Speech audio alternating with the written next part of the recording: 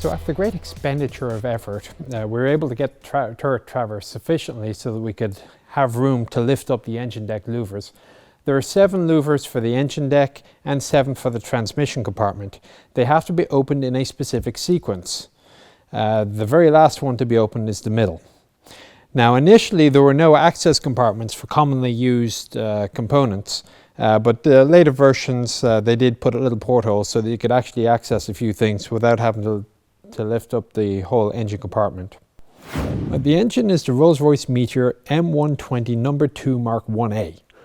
Basically it's a derated version of the Merlin, which powered Spitfires and P-51 Mustangs, except they made it of more solid materials and fitted it with a fuel injection system. This boosts your horsepower up to 810 brake horsepower. The fuel itself was carried in 3 fuel tanks, totaling 220 gallons. 115 will be found on the right hand side, and there are 2 fuel tanks on the left with 81 and 21 respectively. Fueled, each side has its own filler cap, helpfully marked petrol, just to be sure. Use 80 octane, you'd budget about 4 gallons to the mile. Just to the rear of it, opposite where the small fuel tank is on the other side, we have our generating set engine.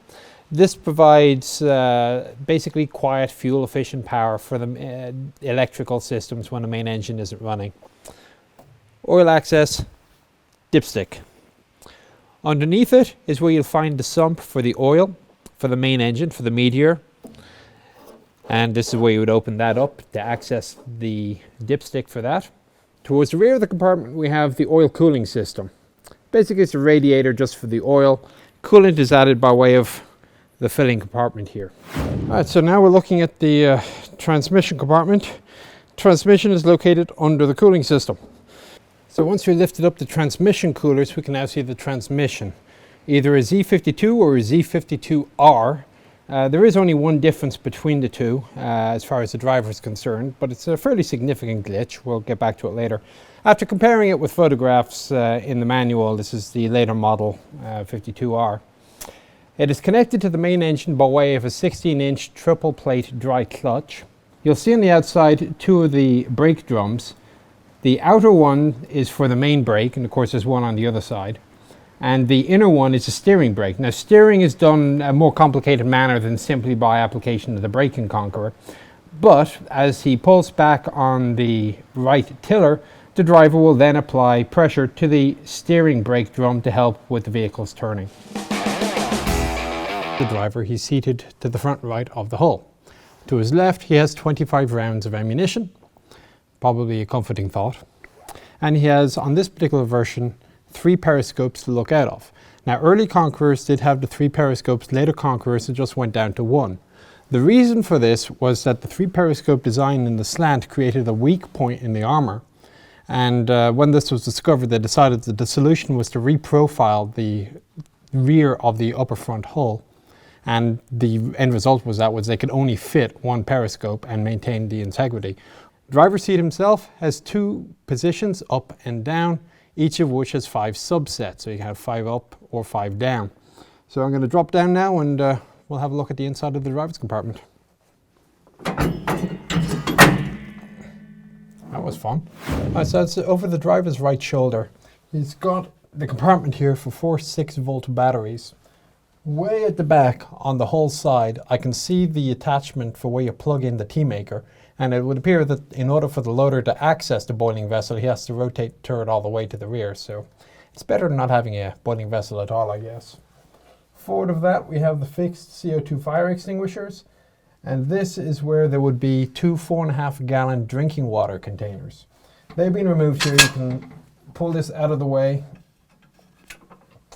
lift it up, move this to the side, and that way you can access your batteries. Forward we have the hatch controls for the driver's hatch, and then finally we have the instrument cluster on the right. Moving left to right, you got your rev gauge, your fuel counter, cooling temperature, panel light socket, and a speedometer, which optimistically seems to go to 50 miles an hour, and yeah, it wasn't happening unless we were going down a cliff.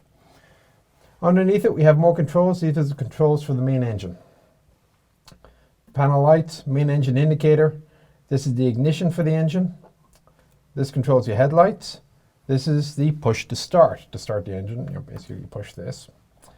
Oil warning. Underneath these are the controls for the generator engine, the little auxiliary engine, which is located in the right rear of the tank. Bilge pump. Not entirely sure why they have one here, because the manual says it doesn't work. A trailer pump. Again, I'm not entirely sure why they have that. You can put your tail lights into either regular service drive or just convoy lights, which are much lower intensity. And you have your tests for, it says mag test, so presumably magnetos. I have a selector for the fuel gauge, which tank is being read on the level. And forward of that we have a gun position indicator, which is kind of rare for a driver to actually have one of these. It shows where the gun is pointing compared to him. Underneath that we have the primer pump switch box. So if you want to actually start the engine, the first thing you do, of course, is turn on master power. Over the left side, move to on. Right side, turn on your ignition, and then press and hold the primer. You hold this for 15 seconds. After about 15 seconds, push to start. Hopefully the engine will start. You can let go of the primer, and then you adjust the hand throttle accordingly so you get a nice smooth rev. Eventually it'll warm up and you can let go of everything and away you go. Okay, once you're inside, the steering controls are pretty self-explanatory. You have your clutch on the left, brake in the center, and of course the accelerator is on the right, and you have a nice big gear stick in the middle. Now here's the catch I was mentioning earlier about the gearbox between a Z52 and a Z52R. The gear pattern is directly reversed in a Z52R from a Z52. And if you didn't have a nice helpful block down here, which you probably didn't trust anyway because of the way things got changed out so often, you could think you were putting it into first gear forward, and in actuality you just put it into reverse. This has led to occasional new entrances into tank barns in the past.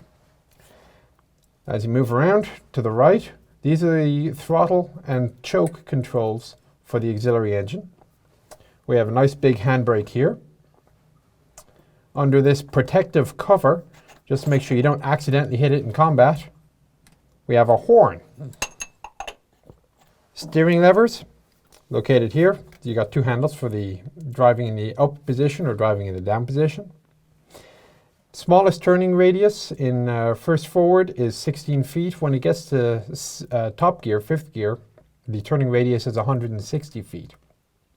Pivot steers are possible in low reverse, and if you're in neutral, the vehicle actually could neutral steer by use of the levers. As I was saying, the steering on Conqueror is not simply a matter of applying the brake. The speed of your neutral steer is controlled by use of the accelerator. So once you pull down your lever, if you want to spin faster, you just rev higher. Tow starting is accomplished in the normal manner of a vehicle at the time, the towed vehicle being in top gear and the towing vehicle being in lowest gear. Once you're up to a reasonable speed, make sure your engine is on ignition, let the clutch out, and the engine will catch and away you go. Now once you got the engine running, in order to get going, the first thing you want to do is you stop the clutch. You do that by pulling back on one of the steering levers.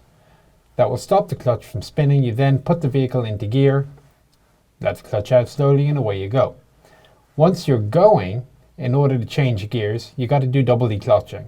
It makes it easier if the clutch is not going as you are changing gears. So to do that, a trick could be what they call the steering lever flick. The theory behind this is you're driving along, and as you go into neutral, in order to stop the clutch from spinning faster, you just quickly flick back on the steering lever. This will stop the clutch, allow you to put it into gear much smoother.